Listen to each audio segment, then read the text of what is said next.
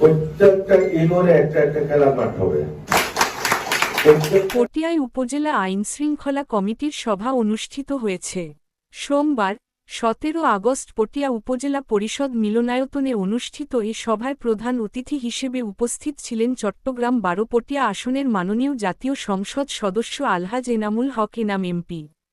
সভায় পটিয়া উপজেলার সার্বিক আইনশৃঙ্খলা পরিস্থিতি নিয়ে গুরুত্বপূর্ণ আলোচনা করা হয়। এ সময় মাদক নিয়ন্ত্রণ, অপরাধ দমন, জননিরাপত্তা, যানজট নিরসন সহ উপজেলার বিভিন্ন গুরুত্বপূর্ণ বিষয়ে আলোচনা ও করণীয় নির্ধারণের ওপর গুরুত্ব দেওয়া হয়। সভায় বক্তারা বলেন, পটিয়ার আইনশৃঙ্খলা পরিস্থিতি স্বাভাবিক রাখতে প্রশাসন, আইনশৃঙ্খলা রক্ষাকারী বাহিনী, জনপ্রতিনিধি ও সাধারণ জনগণের মধ্যে সমন্বয় আরও জোরদার করতে হবে। এই সময় জননিরাপত্তা নিশ্চিত করা এবং অপরাধ নিয়ন্ত্রণে সংশ্লিষ্ট সবাইকে দায়িত্বশীল ভূমিকা পালনের আহ্বান জানানো হয়।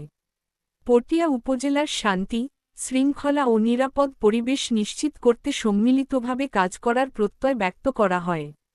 পটিয়া উপজেলা পরিষদ মিলনায়তনে অনুষ্ঠিত সভায় উপজেলা আমাদের 17টা ইউনিয়ন পৌরসভা যদি খালের জন্য কেউ বাধা সৃষ্টি করে খাল বরাদ করে ফেলছে, পানি চলাচলে বাধা সৃষ্টি করতেছে, দিচ্ছে না, আপনারা নোট দেন, এটা আমরা সরকারিভাবে প্রশাসনকে অভিযোগ করবে। জনগণের বন্ধু হওয়ার চেষ্টা করেছেন, আপনার গৃহের পাশে হবেন কেন? আপনারা সরকারের বদনামে হবে এমন কোন কাজ তো আমরা কাউকে করতে দেব না।